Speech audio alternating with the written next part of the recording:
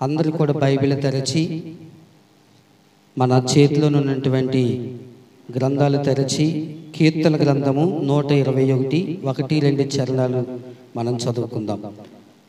దయచేసి చెప్తాము. కొండల తట్టు నా కన్నులు ఎత్తుచున్నాను, నాకు సహాయము ఎక్కడి నుండి వచ్చును? యెహోవా వలననే నాకు సహాయము కలుగును. ఆయన భూమి ఆకాశములను సృజించినవాడు. దేవుడు ఈ వాక్యాన్ని మన వినికిడిలో ఆశీర్వదించిన గాక. ఆమేన్. దయచేసి కూర్చుందాం.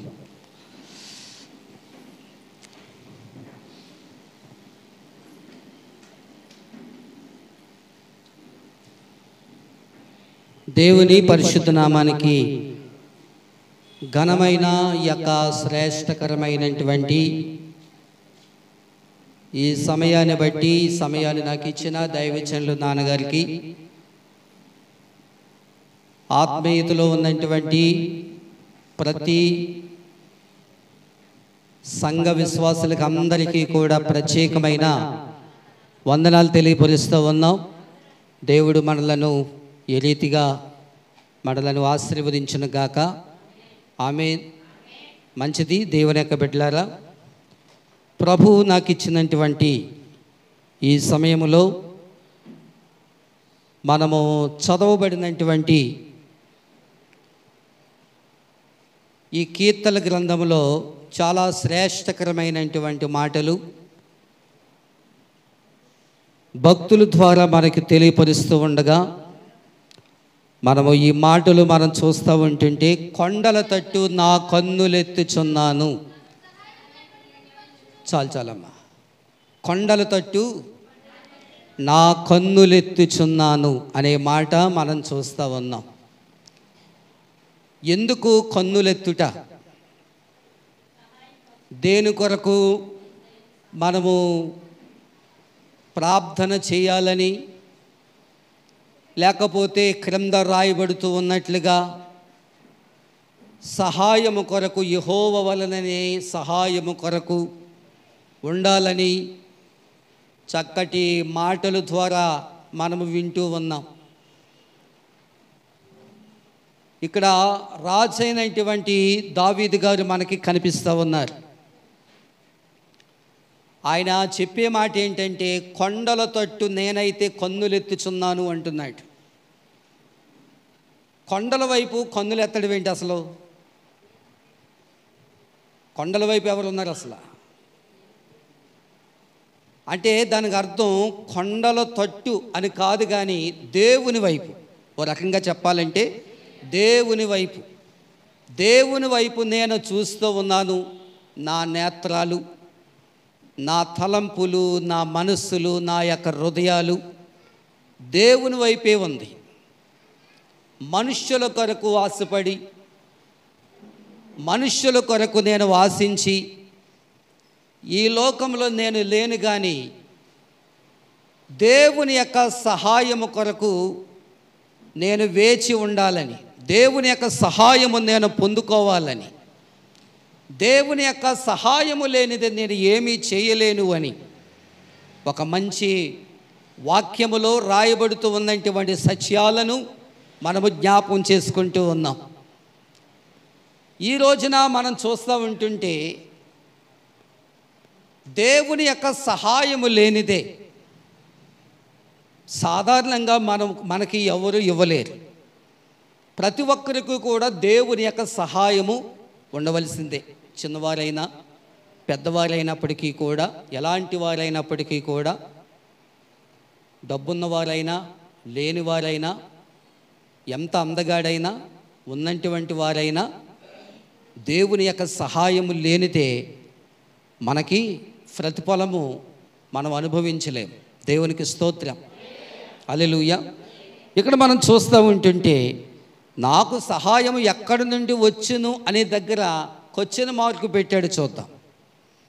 అక్కడ కాస్త ఆలోచన చేయాలి మనం. ఏంటి ఆలోచన చేయవలసింది అంటే, దేవుని యొక్క సహాయము నుండి, ఎక్కడి నుండి వస్తుంది? యెహోవా వల్లనే నాకు సహాయము కలుగుతుంది కదా అని శ్రేష్టకరమైనటువంటి పదాలు అక్కడ రాయబడుతున్నట్లుగా మనం చూస్తూ ఉన్నాం. ఈ రోజున మీరైనా నేనైనా ఎవరమైనప్పటికీ కూడా దేవుడే మనకు సహాయమును కలుగు చేయువాడు. దేవునికి స్తోత్రం. ఆయనే మనకు సహాయము కలుగు చేయనుగాక. దేవుడే మనకు సహాయమును నడిపించునుగాక. దేవుడే మనకు అధిపతిగా మన మధ్య ఉండునుగాక. ఆయన సహాయము లేకపోవనొచ్చో మన పట్ల, మన జీవితంలో కానివ్వండి, లేకపోతే మన విషయంలో కానివ్వండి, ఆ కార్యాన్ని దేవుడు సఫలపరచలేడు. అందుకనే ఆయన అంటున్నాడు, నన్ను అడుగు నేను ఇస్తాను అంటున్నాడు ఆయన. అందుచేత ఆయన సన్నిధిలో మనం ఏమై ఉన్నామంటే అడగాలైంది. ఏమడిగినా ఆయన ఇస్తానని ఆయన వాగ్దానం చేసినవాడు. అలాగనే దేవుని వలన సహాయమును పొందినటువంటి వారం. రాజైనటువంటి దావీదు కూడా దేవుడే నాకు సహాయకుడుగా ఉన్నాడు గనుక ఈ లోకంలో కోట్లాది మంది ప్రజలు ఉన్నప్పటికీ కూడా, ఎంతమంది ప్రజలు ఉన్నప్పటికీ కూడా మనకు సహాయం చేయొచ్చు, చేయకపోవచ్చు, మనలను చూడొచ్చు, చూడకపోవచ్చు అండి. కానీ మనము చేసే విజ్ఞాపనలైనా, మనము చేసే స్తుతులైనా, మనము చేసే ఆరాధన అయినా, మనం వేటి కొరకు ప్రార్థన చేస్తూ ఉన్నామో ఈ ప్రపంచంలో ఆలకించేవాడు ఒక యేసయ్య మాత్రమే. ఈ లోకంలో ఎవరైనా మన బాధలు విన్నారా? మన బాధలు పట్టించుకున్నారా? లేకపోతే మనము చేసినటువంటి మొరలు ఎవరైనా ఆలకించారా? అది దేవుడు మాత్రమే ఆలకించినటువంటి వాడు. అలాంటి సృష్టికర్త అయినటువంటి యేసునాథుని చాలామంది కొనియాడకుండా, ఆరాధన సరైనటువంటి విధిగా ఆరాధన చేయకుండా చాలామంది ఉంటూ ఉన్నారు. మనకు ఉన్నటువంటి హక్కులు కానివ్వండి, మనకున్నటువంటి సహాయము కానివ్వండి, మనకున్నటువంటి వనరులు కానివ్వండి, ఇవన్నీ కూడా ఎవరిచ్చారండి? దేవుడే మనకి ఇచ్చాడు. అది మనము గుర్తుపెట్టుకొని దేవుడే మనకు ఇచ్చాడు కాబట్టి ఎంత ఆశీర్వాదకరంగా దేవుని సన్నిధిలో మనము నడవాలి, ఎంత ఆశీర్వాదకరంగా దేవుని యొక్క సన్నిధిలో మనము కొనియాడాలి, ఎంత ఆశీర్వాదకరంగా దేవుని యొక్క సన్నిధిలో మనము ప్రభుని స్తుతించాలని దేవుని యొక్క వాక్యము మనకు సెలవిస్తూ ఉంది. దేవునికి స్తోత్రం, హల్లెలూయా. రెండవదిగా చూస్తే యెహోవా వల్లనే నాకు సహాయము కలుగుతుంది. ఆయన భూమి ఆకాశములను సృజించినవాడు. నిన్ను నన్ను ఈ లోకములో ప్రతివారిని ఆయన మనలను సృష్టించాడు, మనలను సృష్టించాడు. ఆయన ఎంతో కష్టపడి మనలను సృష్టించి మనలను కని ఎందుకు కన్నాడో తెలుసా? ఎందుకు సృష్టించాడో తెలుసా? ఆయన సన్నిధిలో మనము స్తుతించడానికి, ఆయన సన్నిధిలో మనము ఘనపరచడానికి, ఆయన సన్నిధిలో మనము మహిమ పొందడానికి, మహిమపరచడానికి. ఎలాంటి హృదయముతో ఆయన సన్నిధిలో మనము ఆరాధన చేస్తూ ఉన్నాం? ఎలాంటి హృదయముతో ఆయన సన్నిధిలో మనము స్తుతిస్తూ ఉన్నాం? ఎలాంటి హృదయముతో ఆయన సన్నిధిలో మనము స్తుతులు చెల్లిస్తూ ఉన్నాం?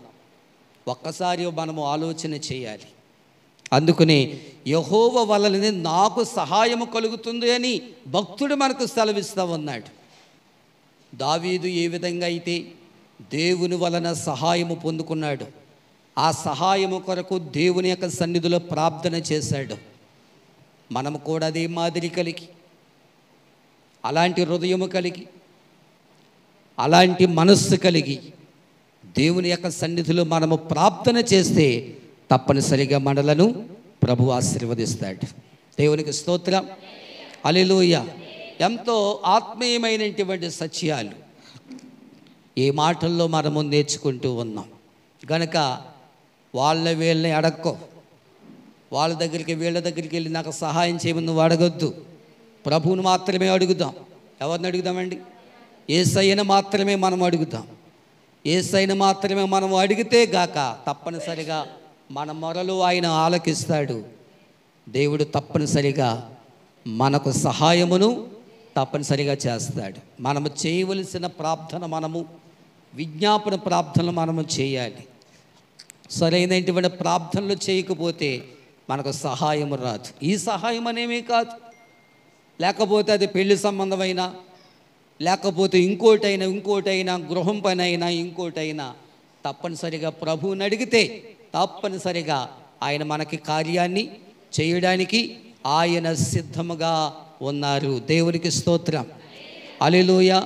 అందుచేత వాక్యానుసారముగా నడిచి దేవుని యందు భయభక్తులతో మనము ఉండి దేవుని యొక్క దీవెనలు ఆశీర్వాదాలు పొందుకోవలసిన వారమై ఉందాం.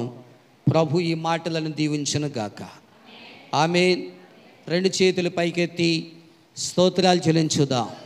స్తోత్రం, స్తోత్రం, స్తోత్రం, స్తోత్రం. ప్రభు మనలందరినీ కూడా ఆయన సన్నిధిలో బలపరిచి నడిపించును గాక. ఆమేన్.